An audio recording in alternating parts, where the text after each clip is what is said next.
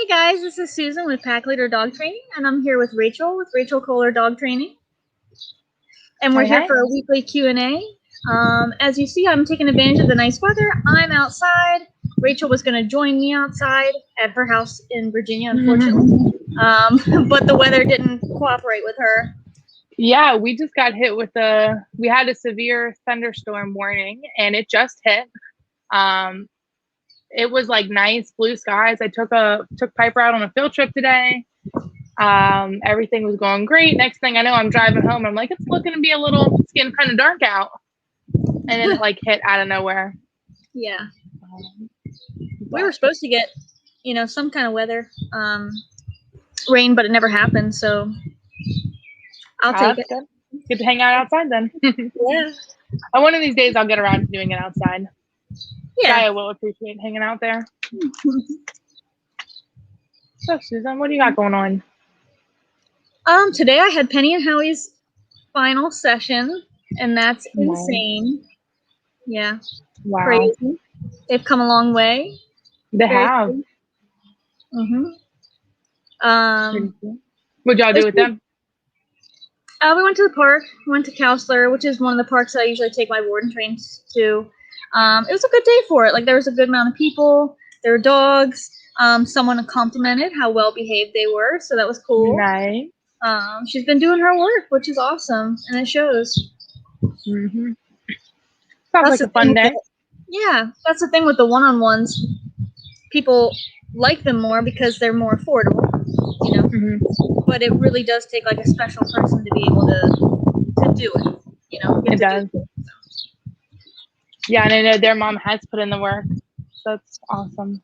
Yeah. And how great they're doing, you can tell. I always tell my clients, whether it be a hands-off training or a one-on-one session, I'm like, like post graduation, like I can tell if you're doing the work or not because your dog's gonna tell me. So like owners, unless you got that dog from the movies who just is great and does everything and you don't need to follow through with everything, you can't lie to your trainer. We know if you're working your dog or not. Right. It's always a fun fact. What'd you do today?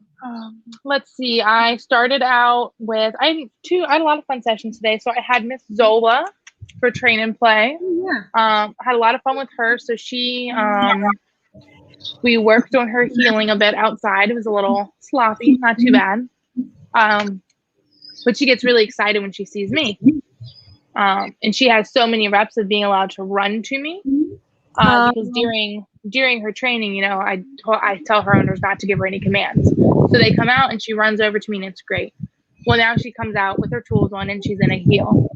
Picture change, right? So she was in training with me for a little longer than 6 weeks, but she had, at least 6 weeks of that picture of she comes down the stairs and runs to me because she's excited. Unlike the first day when she ran to me because she wanted to bite me. But we're changing that picture now. So now it's going to be homework for her mom. So not only is it going to be train and play, but it's that learning opportunity for her mom. So, and this was the thing I forgot to tell her, so I'm going to have to call her before I go back next week. But we talk about the walk starts before you leave the house. I know it's not a walk. She's just coming down and meeting me, and then we're going back up still. So I'm going to have her do her homework of stairwell drills with Zola, which is just healing her in the stairwell. I'm going to have her do that before I get there. So it puts Zola in a good mindset. So we're not trying to calm her down after she's already ramped up. And then I'll have her walk by me a few times. As long as Zola can maintain her heel, she can be released, come say hey to me. And then Zola and I are going to do the same thing going back upstairs. Nice. Because we know she has some issues in the stairwell. So we want to work her in the stairwell as much as possible. And then I just played with her. We had a lot of fun for our play section of train and play. Now, were you teaching her to put the ball in your hand, or were you just trying to get her to do it? So I don't really know what I was doing. So I thought how cool it'd be to hold out my hand and be like, give or put it in my hand or something, and her do that. So it started out she was playing fetch, but would like drop it halfway towards me and would run and get her treat. And I'm like, well, you're not going to get a treat because now the ball is like halfway across the room. So I was testing out different kind of things. The cool thing about the train and plays is I kind of get to play with the dogs, I get to experiment and see what works. So I was trying to withhold the reward until she brought the ball closer. It worked to the point where she'd get it closer in my bubble. But she's not getting the picture yet of putting it in my hand every time. Like, you get lucky and it happens sometimes. And when she does, it's like, good job. But then when I've shifted, I said, you know what I probably should do first, because it probably should be more stationary, right? Less throwing, like whatever. It should be like, put the ball in my hand. Well, what I want to do first is I'm going to try and teach her hold.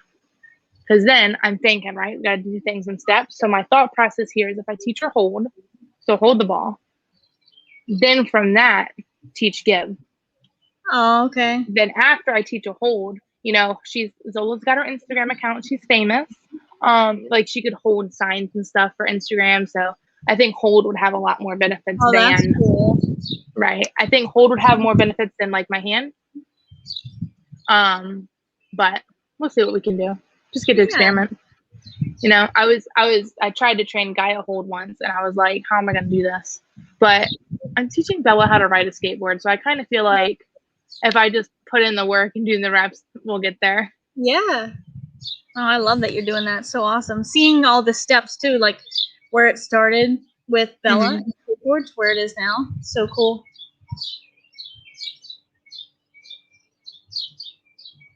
I think your internet went out. So now it's just me on this live. She is having some intense thunderstorms, so it doesn't really surprise me that she's out of there. Hopefully she'll be able to hop back on here, or I'll have to hop off and then she'll invite me back. So the one question that we did have was, when can I start allowing my dog? Hey, there you are. Thanks. That was fun. Did you miss me? I did.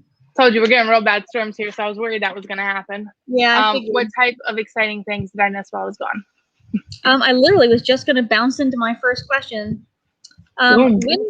When can I start allowing my dog off leash? This is a fabulous question. I'm trying to think because I don't want to like say your answer. Okay, so I'll tell you what I told Piper's mom, because Piper's rocking it. We'll do off leash out front, and that was her mom's concern. She's like, how do we know when we're ready, right? And it's a hard question because coming from me, you know, I've been training for a while, but in the beginning of my training, I was even nervous to like let my dogs off leash. So to be an owner, I get that fear. So the way I described it to Piper's mom is, you know, once you've done the work, and I do like a checklist after training, but once you've done the work and it's time to make that choice, do we take you off leash? Question how you feel about the long line. Now I know, kind of sounds weird, right? But I want to know, is that long line just a pain in your butt? Are you so sick of it, right? Like you never need to use it. It just gets tangled and everything. Your dog responds to you. If they need the e-collar, they respond to that appropriately. You never need to pick up the leash. Then, or maybe be safe to lose it. You know, maybe be cautious. You know, start in a fenced-in area if you are already having them off leash in that area, because the picture chain of the leash being gone is going to be a thing for the dog.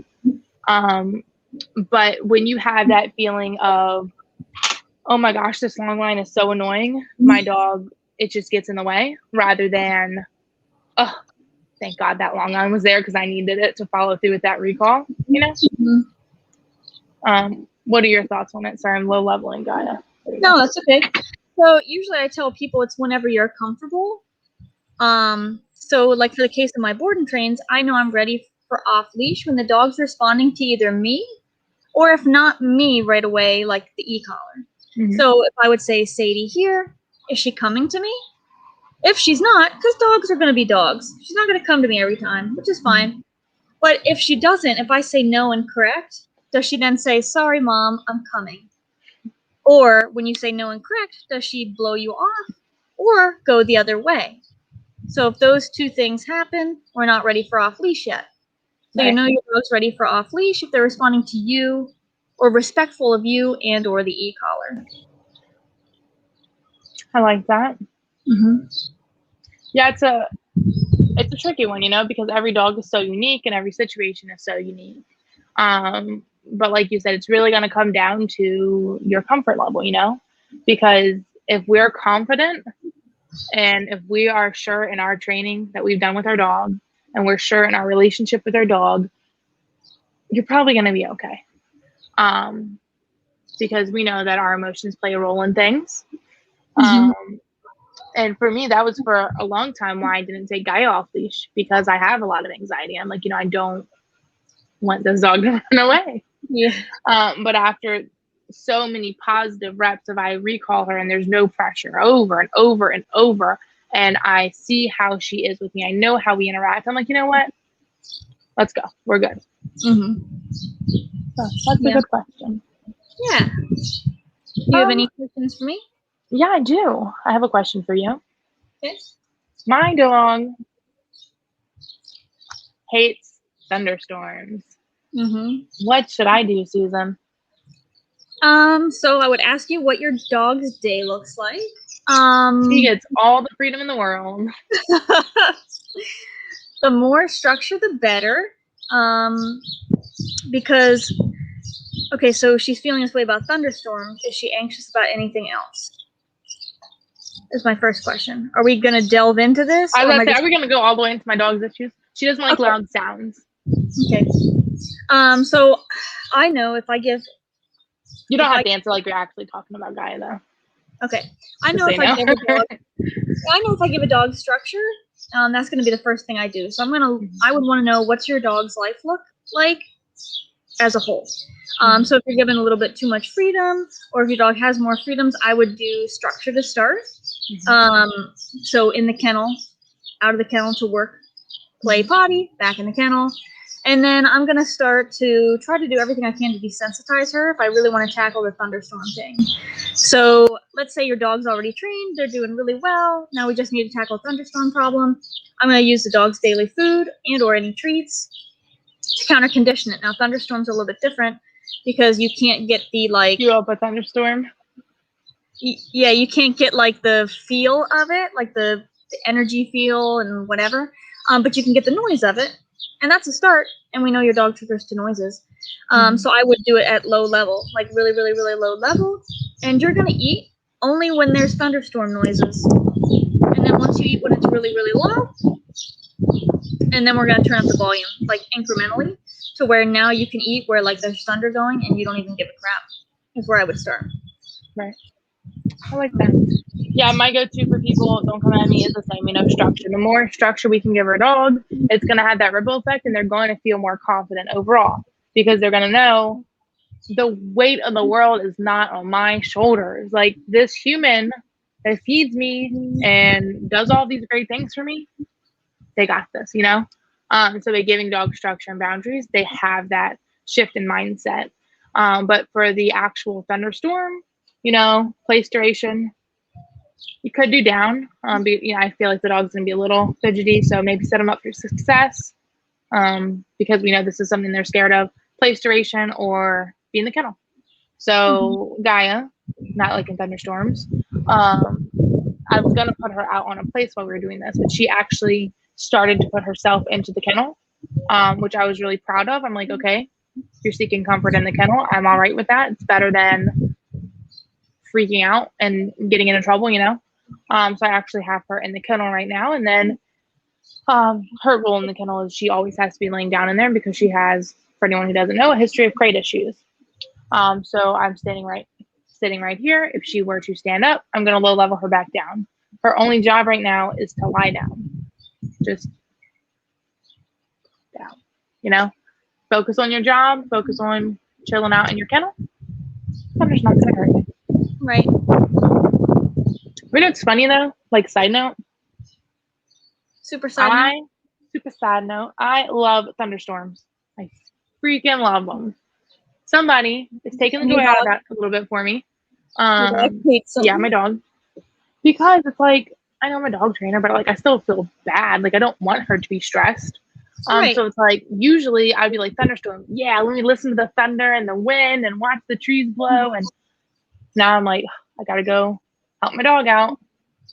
Gotta go put her on place, put her in the kennel, do whatever I can do to help. No, it's good. When there's an actual thunderstorm, if your dog is anxious, like Rachel said, place or in your kennel, in a down, laying down. But to help counter condition that, you can do that noise thing. And then more structure, the better. I like it. Mm-hmm. What else you got for me? Rachel, what is the longest my dog should be on place? You know, Susan, it's been a while since you've asked me how long or how long can you do something, so I shouldn't be surprised. For anybody who doesn't know, I'm horrible with this. I have no sense of time. What I can tell you is how long do you want your dog to be on place and how long can they be on place, you know? Have you put in the reps? Have you slowly built up duration? You're not going to teach your dog place one day and the next day have them in place for 3 hours. But if you put in the work, they're capable of being on there for as long as you need them to be on there. Mm-hmm. Honestly, thinking about it out loud now, if you were going to crate your dog when you go to work and say you're at work for 8 hours, what if you're working from home? What would be the difference from placing your dog for 8 hours? I mean, they're thinking, yeah, but you know, I just thought of that. But you know, Blue, my parents' dog, he I trained him a long time ago. He was the first dog I trained, and he gets no structure ever in his life. But when I was working at the kennel, he held a 2-hour place duration while I was doing a training session. I've had actually Abby did as well, so I've had dogs hold places for 2 hours. Nice. But you know, what do you think? What is your go-to for that? The longest you're probably gonna have your dog on place in like a normal human, probably 2-3 hours max. They could do it longer if once a dog can do it for like 30 minutes, they can do it for longer. Like Rachel said, you don't just train them place today and now you're gonna hold a place for 2 hours. But usually it's once the dog can hold it for about half an hour, then they're good to go for a while. Now, maybe after like an hour, your dog might get up and be like, and go to get off. And they're just like, no. I'm like, oh, okay. Like, no big deal. But most people would probably only have their dog on place for an hour or two, but you could have them on longer, for sure. Like our person we did our internship with would have their dogs on place for 4 hours, he would say. Do you mean in his kennel for 23 hours? Yeah. Yeah, those dogs never left the kennel. Remember, ever. He's like, we have 5 dogs on place right here. And he never. And now, now looking back, it's like you had 5 dogs sitting in their kennel right now. Mm-hmm. Yeah, it's really fun to see like the lies. Like right now, there's no lie. Like I'll show you. Low leveling Gaia. So ignore my room. Tapping and dialing up. And now she's down. So there's no lies here. She's in her kennel because she's freaking out because of the thunderstorm.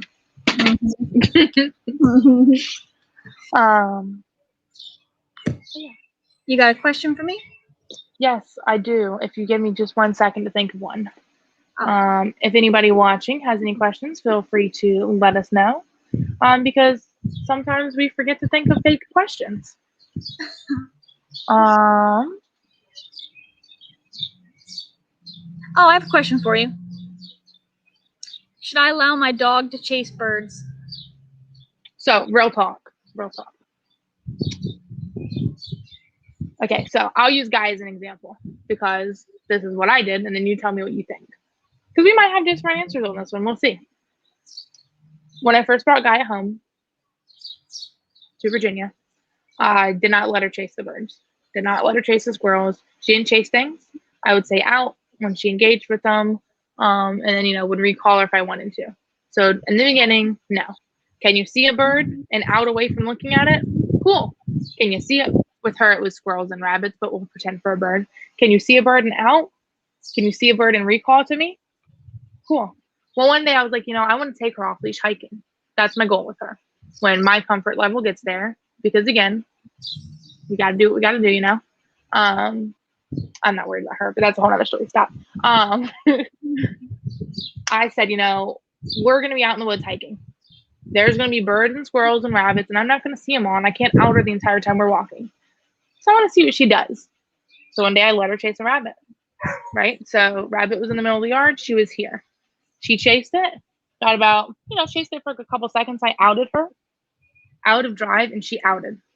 When she outed out of drive, holy heck, like, great. I was like, you know what? I feel confident now that if we go out and even if you're in drive, I can out you, like, just a verbal, no correction or anything. So when she did that, I decided, my personal choice, I don't mind if you chase him in the backyard. Now, she's never chased him in the front yard, never allowed any other situation. I've never allowed her to chase him. But in the backyard, she'll kind of look at him. And I kind of think one time she looked at the bird and then looked at me. It was actually a bird this time. And I was like, get it. And let her chase it. But we had that relationship that I know she's going to check in with me. I know I can out her off of it. So I'm fine with her chasing him in the yard. It's fun. Because I know she'll out off of it. Now, I just went on a whole long story and didn't answer your question. But personally, that's what I did with her. As an owner, evaluate the situation, build up to it. I wouldn't take your freshly trained or your untrained dog to a field to let him chase the geese. But if you can out your dog away from it and recall him off of it, what do you think? Personal preference. Like if your dog, I would hate, again, personal preference isn't harming anybody. So I know Jack's owners let him chase birds in their yard. Their yard's fenced. So like nothing's gonna happen there, right? I would like to know that I can out you off of that because what if we're off leash hiking and you chase something? Are you gonna stop chasing it, or are you gonna run over and run across the road chasing this thing? Right.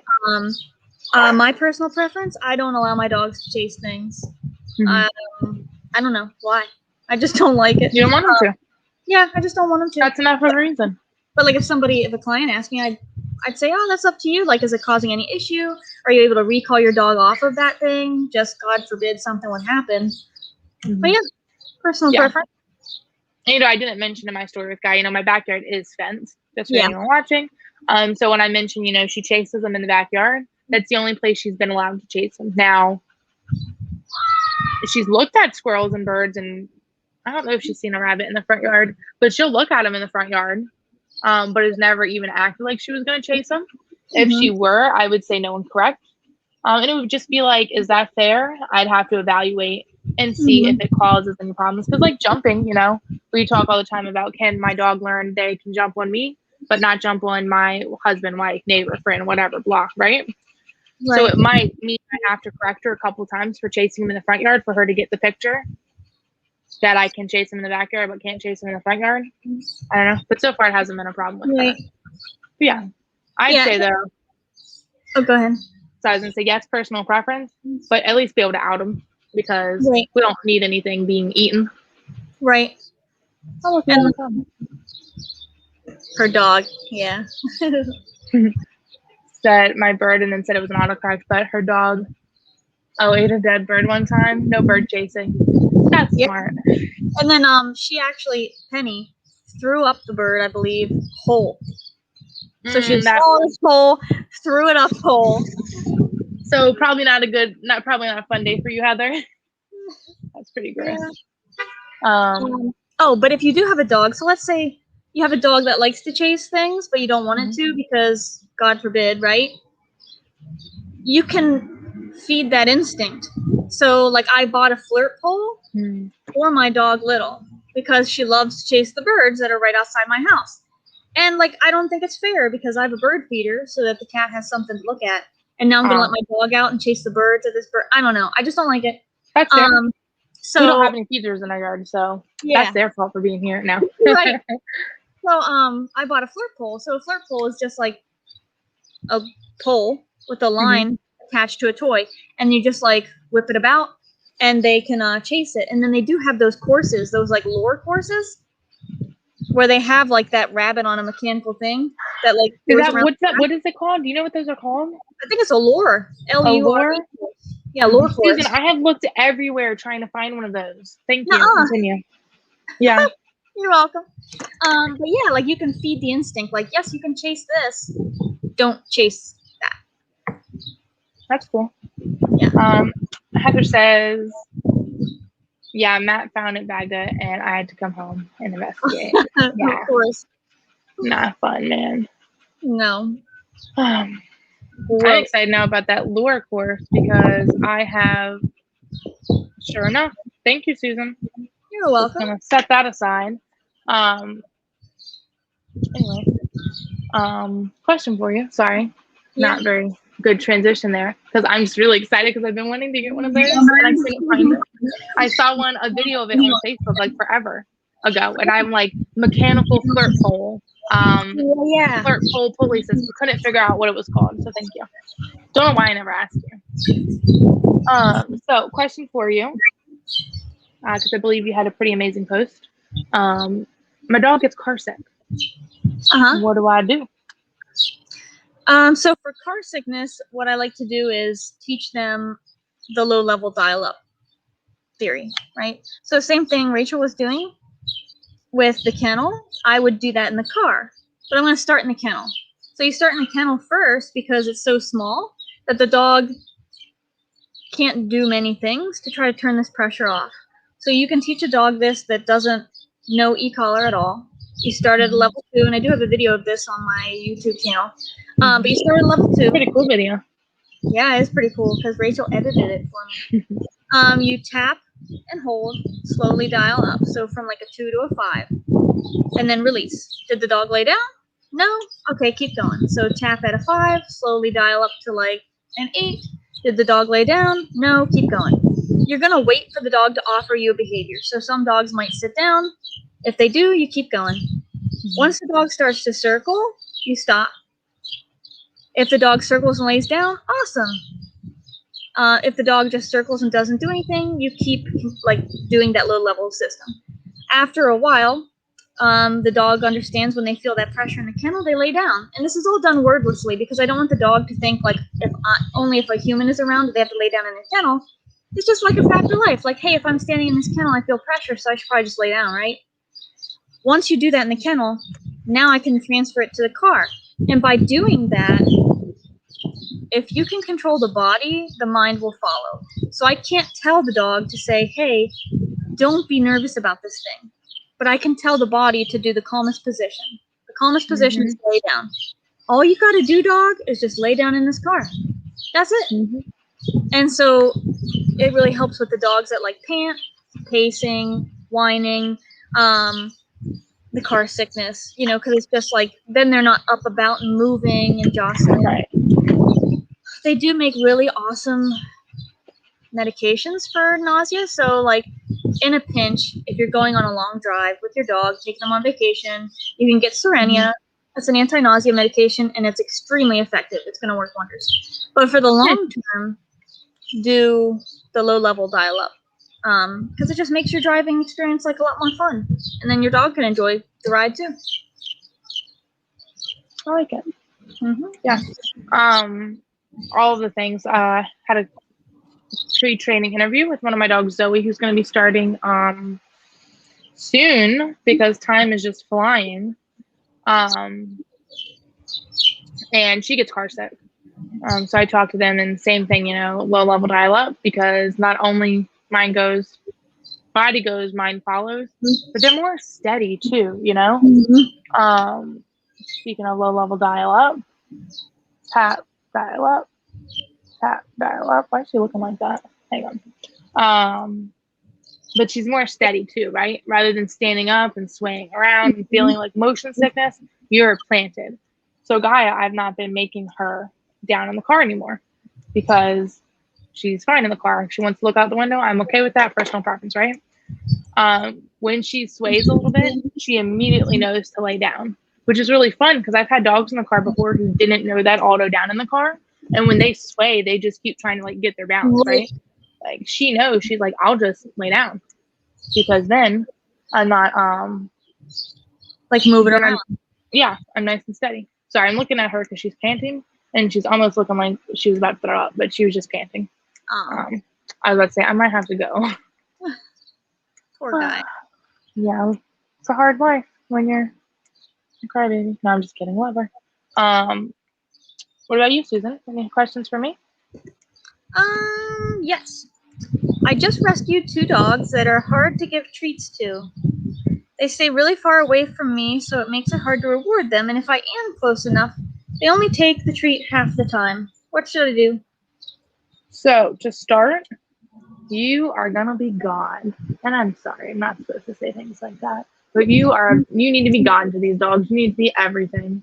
And what I mean by that is all good things are about to come from you.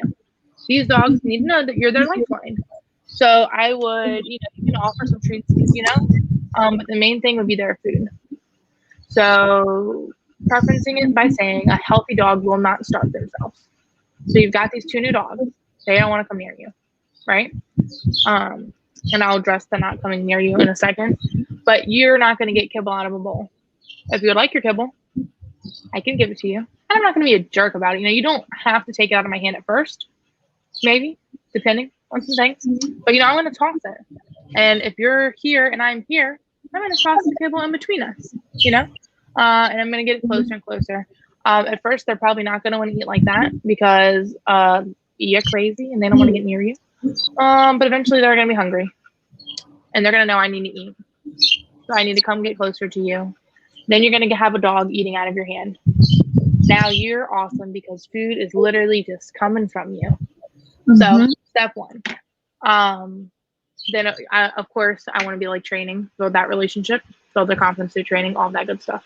But as far as that, I ditch the treats. If they're full on kibble, they're not going to eat your treats and you're not worth it. It's not worth getting close to you because I don't know you.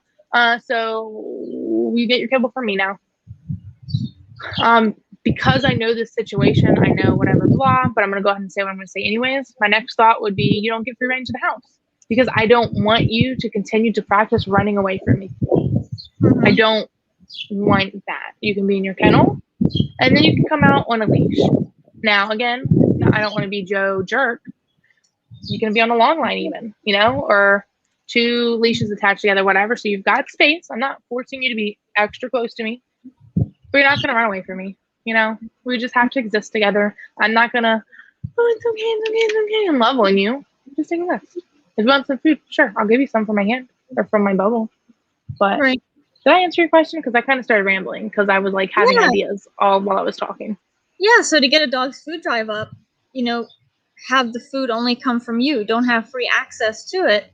Because, if they're not food drivey dogs, they're not going to work. So some dogs will.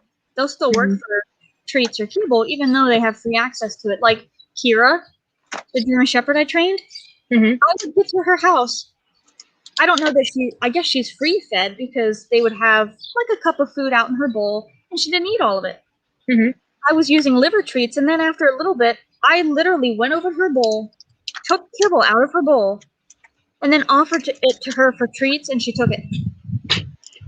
It's a lot more fun when I can work for it. She could have just went to her bowl and ate it, but not all dogs are going to do that. So for us to have a relationship, we need to do things together. So if the dogs won't even come towards you to take food, let's make you more relevant.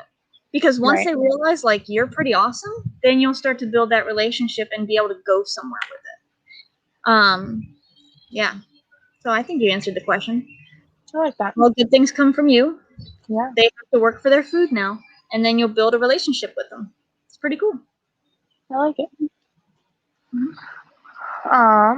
Let me think, Susan. Let me think.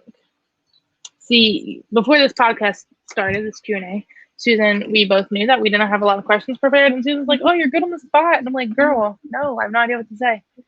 Let me think. Who did I have today, training wise? Give me some ideas to talk about. What about Tank? How's Tank been? Man, Tank's rocking it with his obedience stuff. Apparently, he's very smart. Also, very fast. Side note, anyone ever see a bulldog puppy run? Because it's funny, and he's actually fast. He's like, he's a big puppy now. But no, he's doing really good with his obedience. We are... How old is he now? Golly gee, probably 5 months? I think 5 months. Wow. Which is crazy because I'm forgetting that Samantha, Tank, Piper, they're all the same age, and I forget that because they're all very different sizes and in very different places in their training. So it is funny to remember how young they all are. I'm currently low leveling this dog, and now she's down. Usually when she's in the kennel, I don't have to low level her a bunch, but because she's super stressed, she's going to keep trying it. And I'm going to keep low leveling her because the picture's the same. Even though you're stressed, you still can't stand in your kennel. Right. So talk about the dog we went to go see on Saturday. So, first off, we totally LOA'd this. For those who don't know what that is, that's called law of attraction. What you put out, the universe is going to give you. What? No, I'm just thinking. I'm like, you look like you're going to say something. Oh, no, I'm like, yes, Rocco came first, but don't come at me. All right, so I'm going to tell this backstory because it's going to make the story better. Susan and I, long time ago, said we're going to vacation together. I've never been on a vacation. We're going to go vacation together. August, weekend, end of the August, right? I'm just gonna, as you're telling the story, I'm gonna move inside because my computer's dying at rapid rates. So, oh no. Yeah. So, do you want to stay on the screen, or do you want me to? You no, good? It doesn't matter. Yeah, you can keep me on. Okay, so blah. We're gonna vacation. It's gonna be awesome. Cool. Well, we're looking at places. We don't really know where we want to go. Haven't decided on any of the things. And I told Susan, I said, you know, it just doesn't feel like it's gonna happen. But it's probably just because I've never like gone on vacation with somebody before, right? Right. And then I don't know how it came up, but I made a joke that we should just cancel our vacation and train a dog together. That's how it started. And then we talked about, you know, if we ever get a human aggressive dog, that we would want to train them together because neither one of us have worked with a severely human aggressive dog on our own. So then the joke became, why don't we just cancel our vacation and get a human aggressive dog to train together because we love our jobs, right? And then that song that goes, how does it go, Susan? Hey, hey, hey, I'm on vacation every single day because I love my occupation. Thank you. That song, it's like, yeah, we could be on vacation at your house training a dog together. So we went, blah, blah, blah, blah, blah. This dog that I'm about to tell you about gonna be on our vacation. So we went to go see this pup and, you know, chatted with the owner. She had to be in the kennel while we were there because she wanted to eat us. So she barked the entire time in the kennel. And we were there for an hour. She barked the entire time. And then we wanted to look at her before we left because, like, how are we going to, like, not see the dog? So we peeked into the room. She was going crazy. And it's not like a dog barking in the kennel wants to get out. She wanted to get to us. And she's like a big German Shepherd. I don't think I have a full grasp of how big she was because she's in the kennel that's like level with her shoulders pretty much. But yeah, she was snarling and barking and snapping at us in the kennel. One thing that I did find really interesting, and we still haven't gotten to talk about that, when her dad walked up to the kennel, the owner and the other dog was there, and they walked up to the kennel, and right, so pretend this is the owner, and you're Susan, right? So she's barking at us, crazy, right? And then she sees the dad, and she's like, wiggly, hey, dad.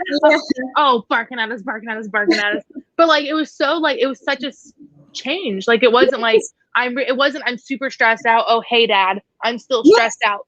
No, it was, like, super stressed out. Loosey-goosey, hey, dad, wiggling around.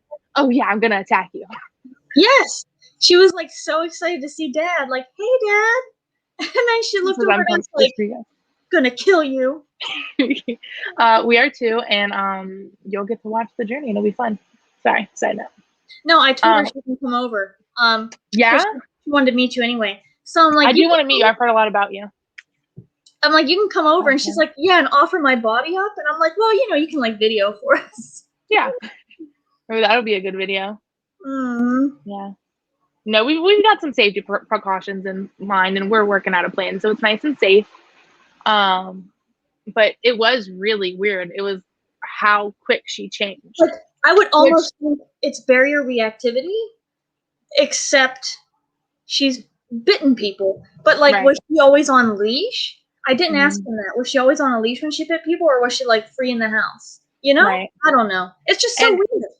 And that seeing like that, because a dog who's like, oh my God, I'm going to kill you, probably isn't going to then turn to their owner and be like, hey, dad, I'm going to kill you, you know? Right. I'll sacrifice myself for the sake of a better behaved dog. Same. That's funny. But yeah, I was thinking that too. I'm like, she's a shepherd. She's probably needs, I know, not to say this is going to fix her aggression, reactivity, whatever. But I'm like, she probably needs more exercise, physical and mental. So she needs to work. And then I'm like, is it like an anxiety? Is it a leash reactivity, barrier reactivity, all of those things? And then when we take her out of that environment with her owners who, she might be guarding in her house that she might have all of those feelings about. Mm-hmm. If we get her into this new environment, I feel like there's a pretty good chance she's going to be like, oh, not top dog here. Mm-hmm. Okay. We'll see. I know. It'll be a good learning experience for us, though. So it'll be cool. This moment in time, I don't see me taking her muzzle off, which I know is silly because like I'll have her for 4 weeks. But like I can't see a picture where I would be comfortable taking her muzzle off. It's crazy. What? When I was with you and we were talking about muzzling, and I can comment on that conversation in a second. But I think back to Zola. Now Zola made it very clear to me by doing block, right? So first time I met Zola, she tried to bite me. She like lunged at me, I flinched, and she got my shirt, ripped my shirt, right? So day one of training, I think I'm on the phone with you or voice memoing you or something, but I'm freaking out. I'm like, what did I get myself into? This dog's going to attack me. Like, she's got a muzzle on because her parents muzzle conditioner. And Ava, I don't know if I was supposed to say her name. She's muzzle conditioned too. But Zola, I'm like, Susan, what do I do? What did I get myself into? Mm-hmm. And I'm like, I'm never taking the muzzle off this dog. How do you know? And, another trainer we know was just like, when you know. So first day of training, Zola's on her back for me to pat her belly. So I'm like, okay, if you're on your back, if you're like that comfortable, you're probably not going to bite me. So I kept it on for a few sessions to be safe. And then now, like, I roughhouse with her. She gets in my face. We cuddle. We play. But to look back, who am I? Because I had that feeling too. I'm like, I'm muzzling this dog. And I go to their house. So I could get away with having her muzzled the entire time I train her. Mm-hmm. Because the muzzle would come off when I leave. But I just knew, right? But when I was in the car with you, I think it was when we were on the way home, I was like daydreaming. 24/7 thing for me. And I was like, man, imagining this gigantic, beautiful shepherd. And by the end of my week stay there, I'm like loving on her and petting on her. Yeah. No muzzle or anything. No, I'm not saying that's going to happen. But like, they're going to get there, because we're going to be all good things come from us. So she's going to adapt to that and be like, well, this is my life now. Right. She doesn't know that we're Joe Nobodies to her. As far as she knows. Oh, go ahead. Oh, sorry. I was going to say, as far as she knows, we're her new owners. And no, don't be sad about your dog. That's what I told Heather today. I was like, dogs live in the moment. So she's going to be like, oh, okay, well, you're my new owners now. I am a little concerned, though, for when the owners come back in the picture. So what we're going to do, you want to talk to this now? Because we don't have any other questions. So what we're going to do, right? We're going to train her up. All good things are going to come from us. We've gotten to the point where she's not trying to kill us. That's step one. You can't kill us. We might have to have that conversation. It's not going to be a fun one, but we're going to have it. Don't try and kill us. Okay? Now that we're clear, we're going to train you up like any other dog. You're probably going to be wearing a muzzle, but we'll see. Train you up like any other dog plus a muzzle. No biggie. Add in little distractions like every other dog. And then if the muzzle is off at this point by chance, when the owners come back in, same thing. Muzzle's going to go back on for this picture change. Muzzle's going to go back on. And you're going to their house first, probably, right? Probably, yeah.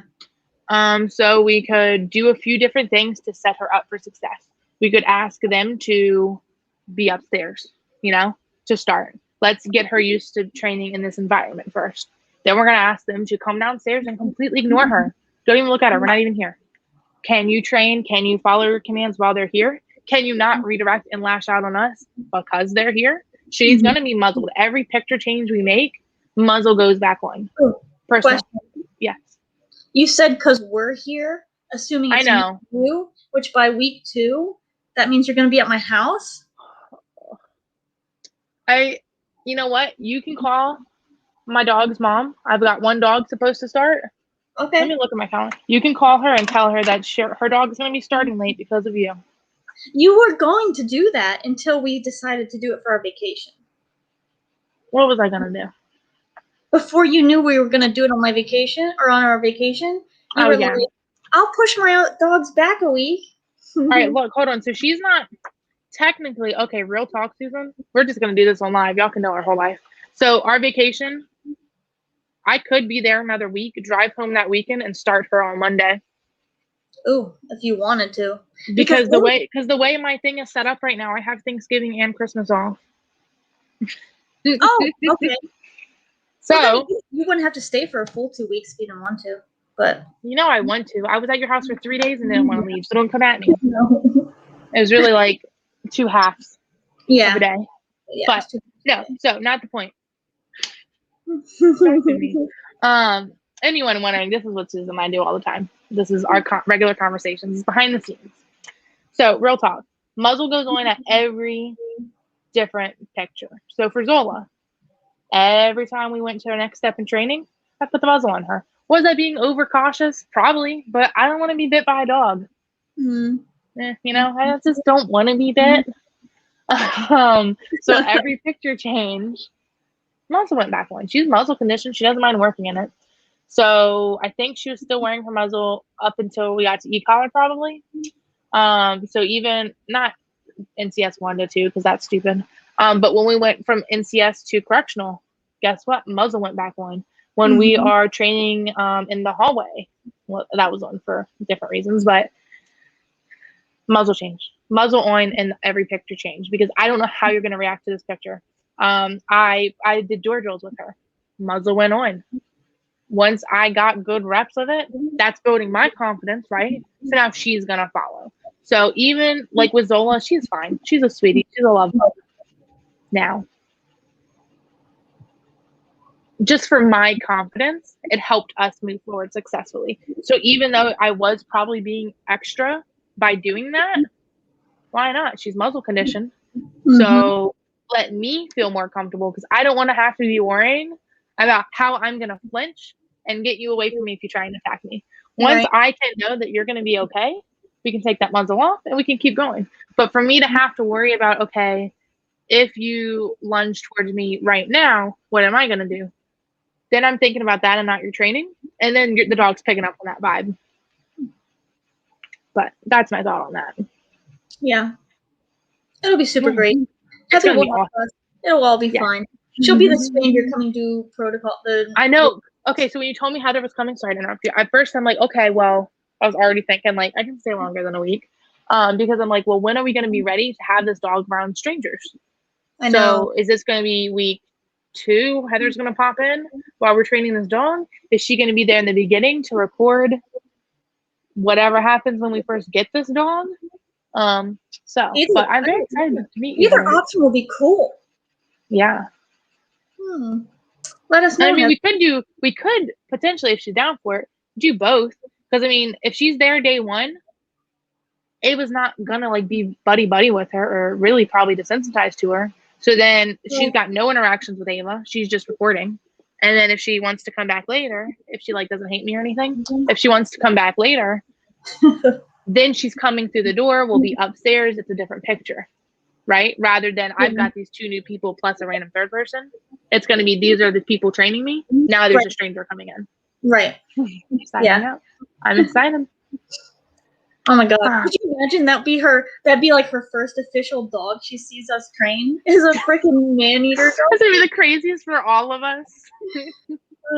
Yes, that's great though. I'm excited to meet her. I also will have to because Ava's fine in the kennel because she gets kennel trained. So we're gonna have to I would like to meet Penny and Howie.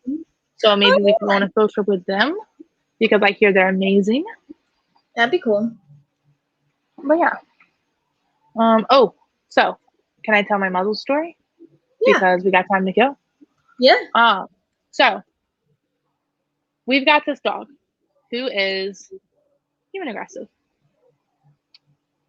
She will come in wearing a muzzle. Then what do? Right? Because that's the exciting part. Oh, I love that. Yay. I'm not sure what exciting part was, but all of them. Probably the aggressive. The aggressive part, yeah. And I love that. Sounds good to me.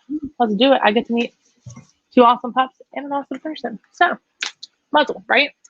What do we do? So she can eat and drink wearing the muzzle. That's fine. But you don't want her to wear a muzzle for a month long. And the problem is when you take it off, how do you get it back on? Because we might get to a point where she's comfortable with us, that we feel like it can come off. But putting it back on, coming up to a dog with a muzzle who's not muzzle conditioned is very invasive, you know? So then the question becomes, how do we get the muzzle off and then back on when we need it for those picture changes? So I don't know why you're laughing. But because I'm reading her comment. Okay. The first dog I had to chill with was in that case. Those are my favorite patients in the clinic. Favorite patients in the clinic. They're the fun ones. They give you something to remember, right? So putting a muzzle on a dog that's not super cool with you can potentially not be fun. So we've got 2 options that we've discussed. The first one is to try and have the owners put in the work to muzzle condition the dog. So yes, as the owner, they can walk up and put the muzzle on the dog. But to muzzle condition the dog and to train the dog muzzle, it would be really awesome if in a dream magical world, you could hold the muzzle, say muzzle, the dog comes up and puts their face in it. You make that a super fun thing to do. So then they know that command. So it's not just, ugh, this thing comes out my face, right? If the owners aren't able to do that because, you know, they're owners, not dog trainers, they didn't sign up for that. What I've seen done before is the dog wears a muzzle that fits them, and then you get a gigantic muzzle. And you muzzle condition the dog like that. So the dog puts his face with the muzzle already into the other muzzle, click, good job, here's a bunch of treats. And we could potentially muzzle condition her to a bigger muzzle. Mm-hmm. So then when this one comes off, when we're comfortable for that, we can be like, muzzle, click, good job, you know? Right. Process. But those are 2 options. Zola's people, amazing, muzzle condition her. I have a human aggressive dog who's going to be doing a board and train with me when I get a house for the next year or so. That Susan's going to come with me for. That dog's owners are also muzzle conditioning him. So it just helps. Yeah. Because yeah. like what we did at our internship, because I was trying to think. I didn't even have any dogs muzzled there. Side note, didn't get to work with any aggressive dogs there, and it really ticks me off. That is the whole reason and I'm glad I got to meet you, but literally the whole reason I drove 9.5 hours away was to work with dogs that wanted to kill me. Wait, shut up. So the only reason you went there was to work with dogs that try to kill you, right? Mm-hmm. That didn't work out. I ended up being the only reason you went there. Yes, thank you. Well, and the pig that's in the kennel next and the pig, yeah, that's true. That's true. But because I met you, we're not going to train this human aggressive dog together. So thank you. But continue your story that I so rudely interrupted. Yeah.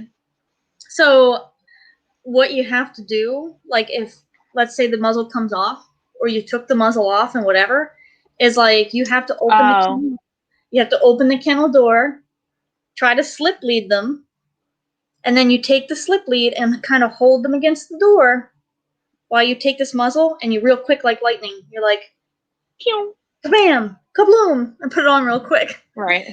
And then Creed, the dog I was telling Heather about today,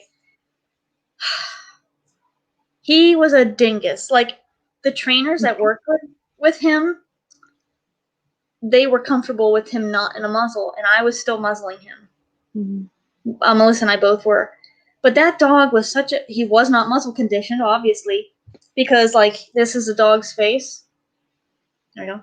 And here I am with the muzzle, and he's like this. No.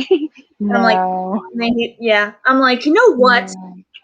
Can you just put this muzzle on? And then that's when Jeff was like, "You're still muzzling him?"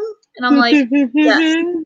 Yeah, you don't pay me. I'm not gonna freaking get bit by this dog. I'm like, "Yes, I am." You're still muzzling him. Shut the hell up. Anyways, what did I say about him? Oh yeah, the one lesson I did see with him was getting him to not paw at the muzzle when he was walking. Somebody else was working him. I never got to work with him because, again, in my time there, I got to work with no dogs who bit people. So that's fine. I got to meet you and I got the pig, so it's fine. What was your lesson? What lesson? That he stopped, like to get him to stop pawing at the muzzle? Correct it. Or get him to walk faster too. I think it was with somebody who is not, correction, that wasn't her only answer, aka not Joelle. And it was, correct it for being ridiculous. But I think it was a lot of like walk, walk, walk, sit, good job, walk, walk, walk, sit, good job. Like move. You don't gotta touch it, my man. Yeah. But yeah. So if you're ready to wrap it up, we are at that time. I am. I need to shower. Yes. You stink. No, I'm just kidding. I do. You had a long day. You were out training some awesome dogs at a park. Come on. All right. Well, thank you everybody for watching. As always, you can follow us on Facebook, Instagram, and YouTube at Pack Leader Dog Training. No. You can follow us on Facebook, Instagram, YouTube at Pack Leader Dog and Rachel Kohler Dog Training. Thank you for watching, and we'll see y'all next week. Good night.